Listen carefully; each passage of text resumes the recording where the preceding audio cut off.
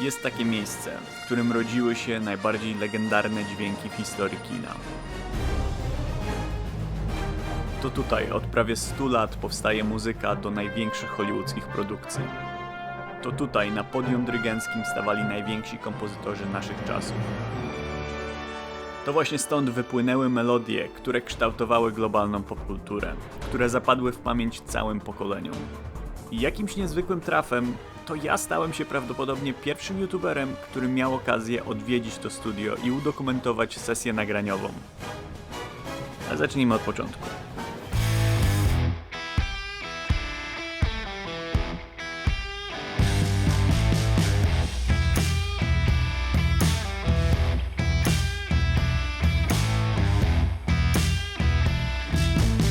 Jestem w Venice Beach i idę właśnie spotkać się z Pawłem Górniakiem, polskim kompozytorem, który dostał niezwykłą okazję nagrania swojej muzyki w Sony Pictures Scoring Stage, jednym z najbardziej legendarnych studiów nagraniowych na świecie. A co jest w tym wszystkim najlepsze, to że Paweł zabiera ze sobą mnie do tego studia, żebym udokumentował jego sesję nagraniową, a co za tym idzie, ja zabieram tam was. I razem przekonamy się, jak wygląda proces nagrywania muzyki filmowej z 80-osobową orkiestrą, dokładnie tak jak robią to ci najwięksi kompozytorzy w Hollywood. To jest proces, który tylko garstka ludzi na świecie ma okazję doświadczyć na żywo i wciąż nie chce mi się wierzyć, że Sony Pictures zgodziło się wpuścić mnie tam z kamerą i to wszystko dla was udokumentować.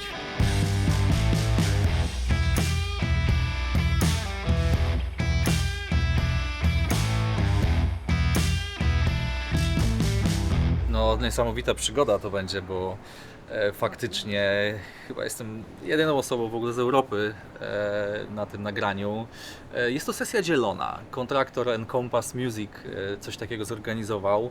Zdarza się to naprawdę bardzo rzadko, bo akurat takie sesje dzielone, gdzie jest parę osób na sesję, no to się w takiej lokalizacji naprawdę nie zdarza, więc jak tylko zobaczyłem, że mój znajomy, też kompozytor z Los Angeles, wrzucił informację, że coś takiego się dzieje, no to postanowiłem iść w to i nie odpuścić sobie takiej okazji, gdzie będę mógł nagrywać w tym legendarnym studiu Sony Pictures i gdzie powstawały na przykład moje ulubione soundtracki, czy to Star Wars, czy to E.T., czy Piraci z Karaibów, a orkiestra, która będzie grała mój utwór, to są ci sami muzycy, którzy grali na soundtracku do Oppenheimera. Więc postanowiłem iść za ciosem, zabukować sobie miejsce na tej sesji dzielonej, no i jutro nagrywam swój utwór.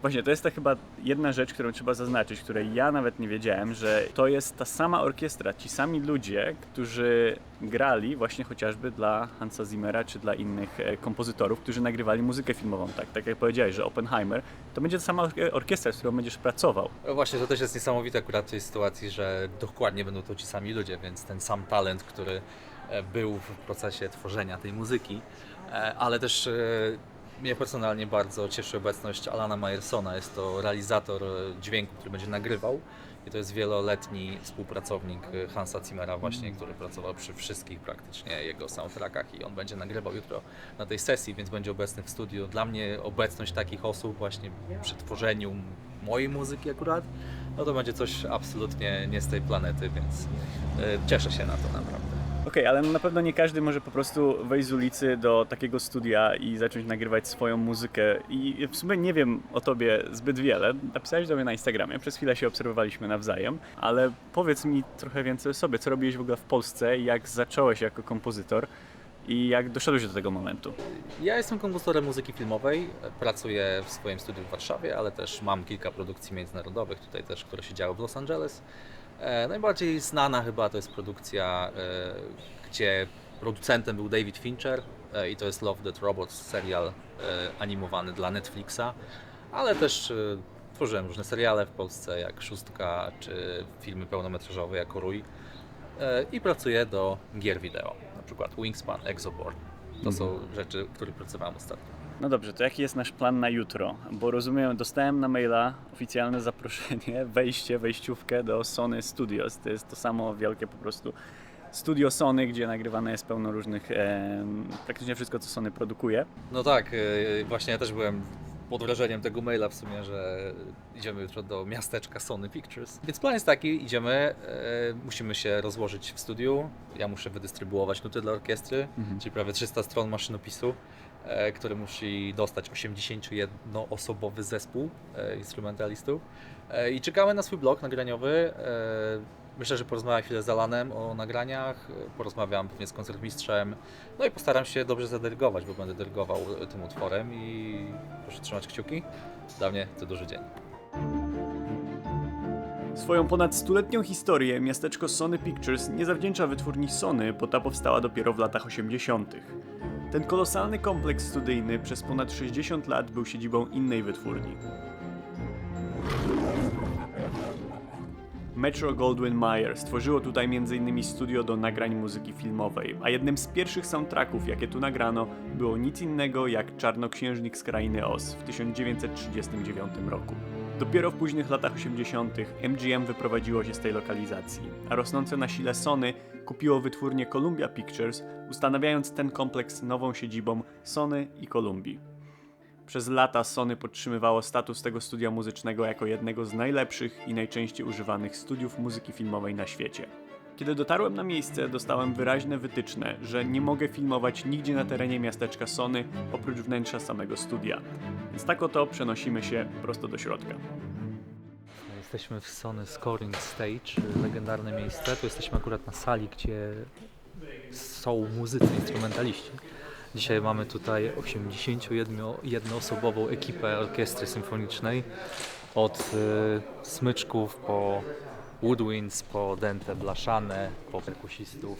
Wszyscy tutaj siedzą na tej sali, a za szybą, widoczną po mojej lewej stronie, jest recording booth tak zwany, gdzie siedzi inżynier realizujący nagranie, no i też cała drużyna tak naprawdę i osoby czytające partyturę i też osoby, które pomagają w nagraniach. Więc mamy ponad 100-osobową ekipę, która będzie pracowała dzisiaj nad tymi utworami, które tutaj przygotowaliśmy. Okej, czyli przechodzimy teraz do drugiego pomieszczenia, które jest mocno uszczelnione, bo w ogóle nic nie słychać, co się dzieje po tamtej stronie ściany. I tutaj właśnie odbywa się nagrywanie tego dźwięku, z tego co rozumiem.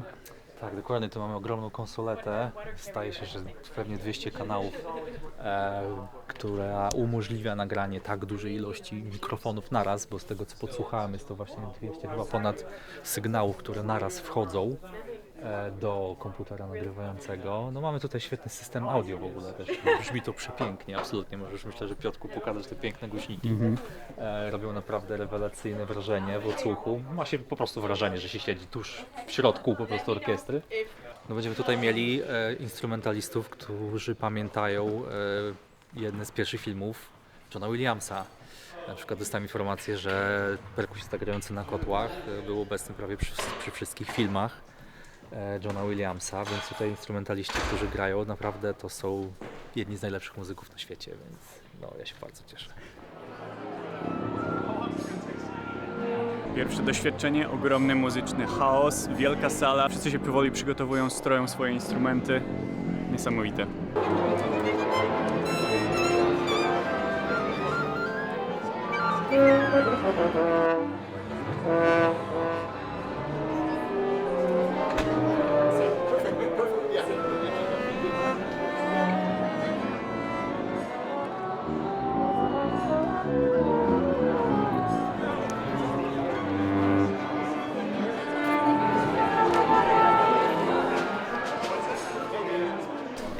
Jak tam pierwsze wrażenia i emocje? Ogromne. Stres. Ogromne, ale robimy to, kurczę, robimy to. Here we go, from the top. Here it is.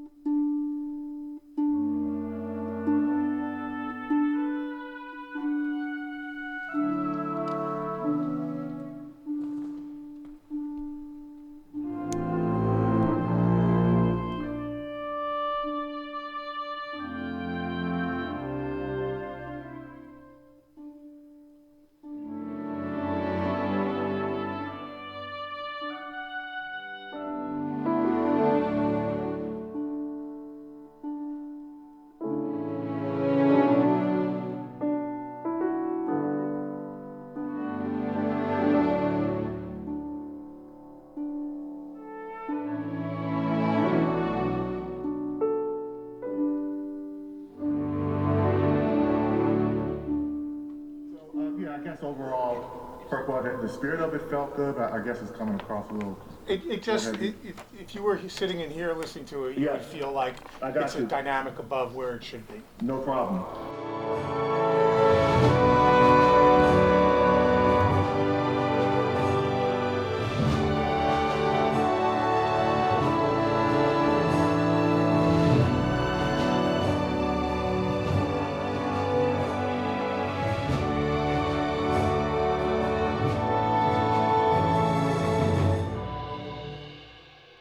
Mamy teraz 10 minut przerwy pomiędzy kompozytorami, bo tak jak wspominał Paweł, to jest sesja dzielona, czyli kilku kompozytorów ma szansę nagrać swoje utwory w ciągu tego samego dnia. Są 10-minutowe przerwy między nimi, a każdy z nich ma pół godziny na nagranie swojej części.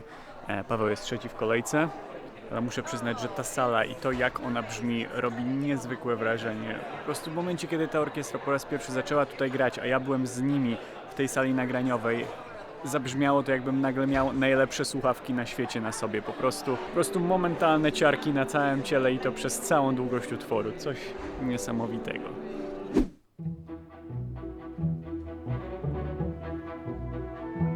Jak widzicie, niektóre utwory nagrywane są też do obrazu. Wyświetla się fragment filmu, fragment kreskówki w tym przypadku i orkiestra gra do niego.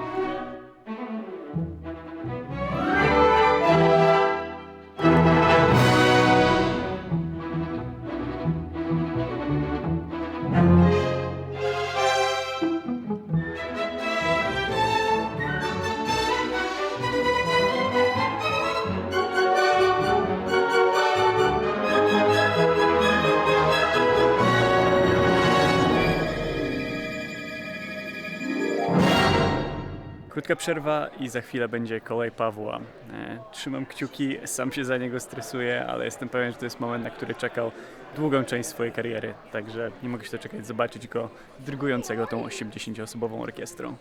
No ja bardzo chciałem zadyrygować tę sesję, bo to też jest dla mnie taki wątek personalny, bliski, emocjonalny, ale też najlepsza forma nauki. Będę na tej samej sali, gdzie ta orkiestra, będę mógł słyszeć wszystkie sekcje, będę mógł rozmawiać z muzykami, także to daje troszkę inne możliwości niż oddanie dyrygowania komuś innemu, więc ja to traktuję bardzo też jako rozwój. Prawda jest taka, że praca z orkiestrą to jest praca na żywym organizmie, żywej tkance, to jest 80 dusz ludzkich, gdzie ta suma talentu składa się na ten wynik i tak naprawdę można bardzo dużo. Mimo że nuty są napisane dosłownie dźwięk do dźwięku, wszystko jest idealnie zaplanowane, zaprojektowane na kartce papieru, to z tymi instrumentalistami można rozmawiać, można wprowadzać zmiany. Głośniej, ciszej, bardziej rzewnie, bardziej stonowanie, też sam sposób dyrygowania, czy pokazywanie jakichś ruchów przed orkiestrą wpływa bezpośrednio na to, jak orkiestra interpretuje tą muzykę, więc sama obecność dyrygenta, który w tym przypadku jeszcze jest kompozytorem, myślę, że pomoże w interpretacji tego utworu i no, prawdopodobnie nikt lepiej nie wie, o co chodziło w tej muzyce niż ja, więc mam nadzieję, że będę w stanie to po prostu przekazać na podium. Widać, że tutaj wszyscy dyrygują już od wielu lat. Widać, że no, to jest trzeci raz, jak ja będę w życiu dyrygował. To niezły debiut. Prawda? W takim Prawda? miejscu. Wiesz, ja uczyłem się od ludzi w Polsce dyrygowania, którzy nie dyrygowali takimi orkiestrami jeszcze. W sensie, bo wiesz, Polska nie ma aż tak rzeczy, nie? So many chords. Yeah, so we'll start right at your F flat. Was it 3:30 now? Yeah. We have a little less than 3 minutes. How's that feel? Surreal. Surreal. Yeah, totally. You should feel so proud. No, it's a work moment, you know, after whole week writing this stuff and Yeah. kind of So that's our 2 minute though. oh, nice. Yeah. Like in opera. So I'll introduce you and then we'll get Short and reverb all set up. Thanks.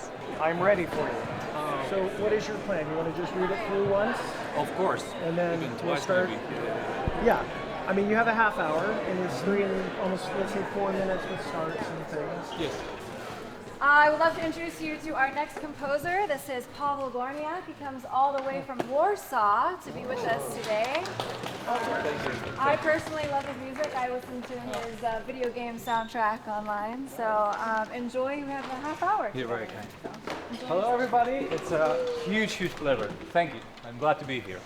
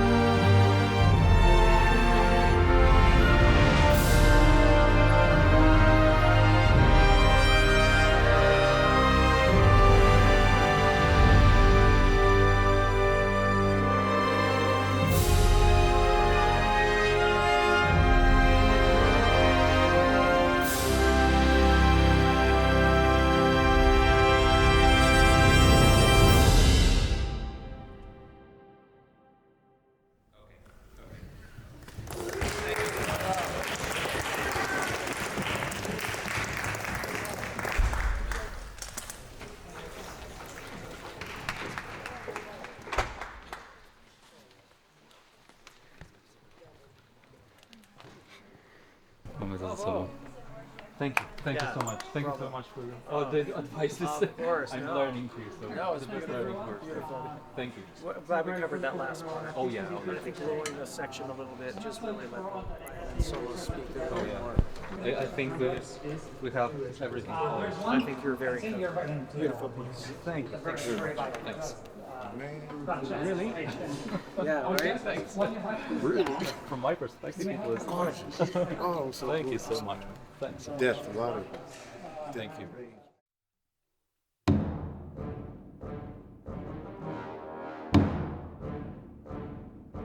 To, co przed chwilą słyszeliście, było gotowym już zmiksowanym nagraniem. Miksowanie utworu to w mocnym uproszczeniu sztuka precyzyjnego łączenia dźwięków każdego instrumentu w jedną spójną całość. I tak jak Alan Meyerson przesuwa suwakami na swojej konsoli, zmieniając natężenie każdego instrumentu, tak samo ja, spacerując po studiu z kamerą, w trakcie nagrania mogłem zbliżyć się do dowolnego instrumentu, słysząc go wyraźniej i słysząc jego udział w utworze.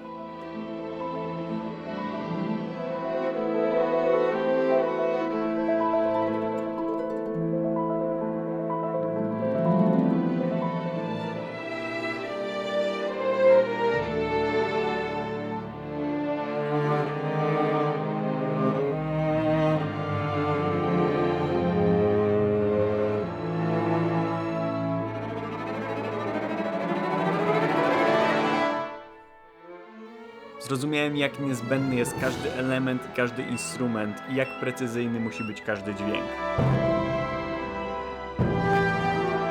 A dopiero kiedy stanąłem z daleka, słysząc wszystkie instrumenty naraz, tworzyły one spójną harmonię.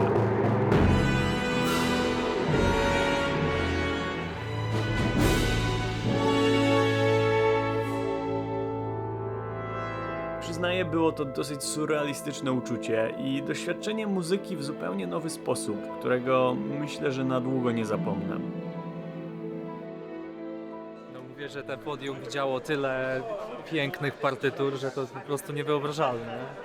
Nawet widać, że już pamięta to poprzednią epokę Hollywood, ale wciąż tutaj jest, widocznie z sentymentu. Jakie wrażenie stać na tym podium, na którym stali pewnie nawet- John Williams i Hans Och. Zimmer? Nie mam zupełnie w ogóle słów nawet na to, ja jeszcze dochodzę do siebie, ja już godzinę temu chyba zszedłem z podium. Naprawdę, musiałem po prostu się przejść na spacer po tym wszystkim, żeby ochłonąć i do teraz jeszcze strzepuję z siebie emocje. Ale kurde, warto było. Widziałem moment, gdzie podeszła do ciebie jakaś dziewczynka i wręczyła ci list. Co to jest za list? Tak, to właśnie było bardzo takie też duże emocjonalne przeżycie dla mnie, bo były tutaj dziewczyny, które są w szkole produkcji muzyki, Girls Making Beats, z tego co pamiętam. Dostałem taki list z przemyśleniami tej dziewczyny. Aria nazywała się Aria. Piękne imię w ogóle, bardzo muzyczne. I bardzo mnie to też rozczuliło w pewien sposób. I jeden z piękniejszych momentów dzisiaj. Pomyślałem, że chciałbym też dać coś od siebie, tylko że nie miałem nic, co się nadawało na prezent. Ale dałem jej swoją batutę. Bardzo się ucieszyła. Oh, Aria. That's a beautiful name. I want to give you something. I don't have much with me, but this is the only thing I have. Oh So my I gosh, want to thank give you. a gift. This is the letter for me, Thank the sweetest you. thing ever. So thank you so much. you. And hope you will success That's in a music. friend of composer. Good luck. Fingers crossed for you. Thank you. That's so Good luck. awesome. Thank you. Too professional. All right, Alan Meyerson. There he is. Aw. Oh yeah, we should do that. Great. Awesome. You can make sure you see my lens. Yeah, who Fantastic. are you looking at? Take a look to mine first, and then we'll look to. Look at her. Just keep looking at her. You did a great job. You should be very proud. Thank you so much. Yeah. I'm open for any notes you can. Well, no, like one of my favorite clients is Abel Korsanovsky. Oh, my friend. And just brilliant writer, brilliant composer.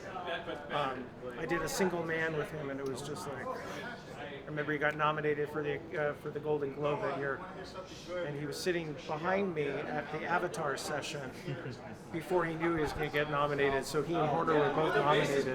It was kind of like this weird, like mystical thing. It's really cool, but very talented. Yes. I hope we get to support you in the future and anything you Yeah, do. anything Yes, you yes. need. Let's be in touch. Let's be in touch. Absolutely. Natomiast tutaj mamy już całą listę wszystkich filmów, do których muzyka była nagrywana w tym studiu. Ale faktycznie jest to zestaw takich filmów, które raczej każdy fan kina kojarzy, no Star Wars, No tak, Godzilla, Jurassic Park. La La Land. My god. To Król jest Lew. naprawdę sporo historii kina. Wall-E, to jest piękna muzyka przecież. Wall jest za tobą tutaj. O, no faktycznie, też są podpisy widzę ekipy. Aha. No miejsce jest po prostu kosmiczne.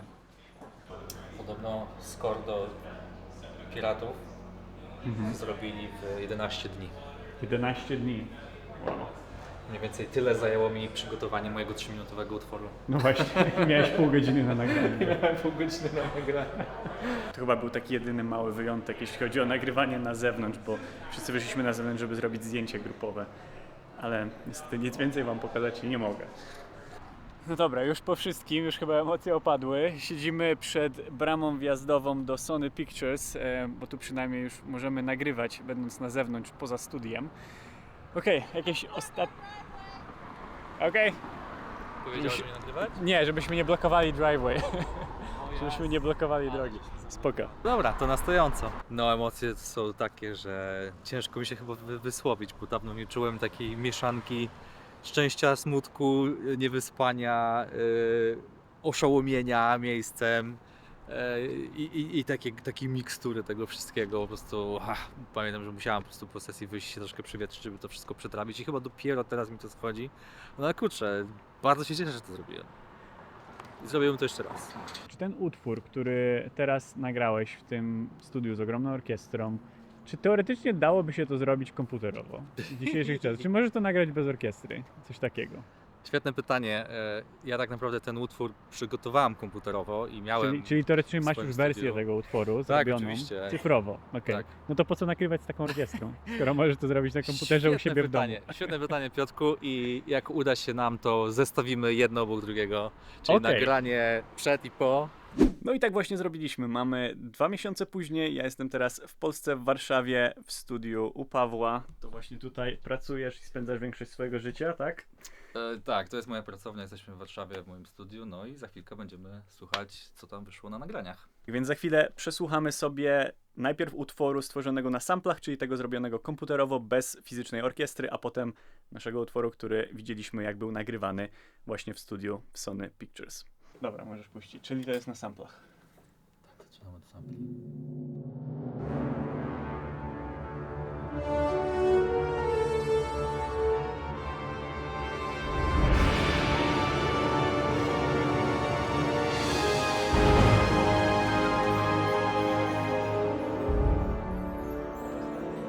Jestem szalenie ciekaw waszej opinii w ogóle. No właśnie, co wy tak naprawdę wiesz, o tym dla myślicie, niewytrenowanego ucha to brzmi całkiem nieźle, nie? No mogło to by być w filmie, pewnie bym się nie zorientował, że może być lepiej, tak? No dobrze, i tu mamy nagranie z Sony Pictures. Słysz?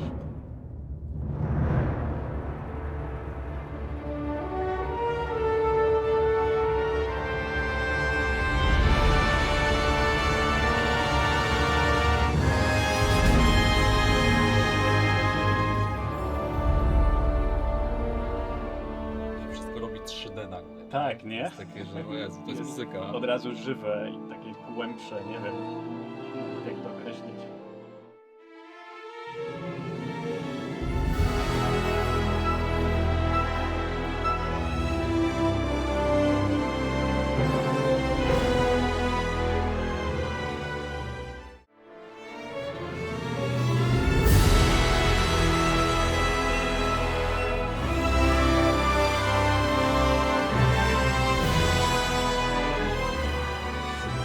No, jest różnica. Mimo że mój mózg jeszcze nie do końca ogarnia, co jest tą różnicą dzieje, dokładnie, nie? to mam takie, że ten drugi od razu wzbudza we mnie 3 razy większe emocje. Coś w tym jest Tak, jednak, tak. ta organiczność. Też wydaje mi się, że instrumenty dęte brzmią inaczej trochę. Że O, są takie świetny bardziej, wniosek. nie wiem. No to jest To już jest i technika, i niesamowitego. precyzja, to, że No. wszystkie, nie wiem, czy puzony, czy rogi grają dokładnie tą samą nutę, nie troszkę obok, nie trochę za wysoko, tylko precyzyjnie w tym samym miejscu. Mhm. Ich masa po prostu się zwielokrotnia wtedy, więc to trzeba być naprawdę dobrym instrumentalistą, żeby grać na takim poziomie, no i to potem w takich nagraniach wychodzi właśnie. Także to mogę gadać. Ale no właśnie, a co wyczuliście? Wiktoria, jak tam z tyłu odbiór?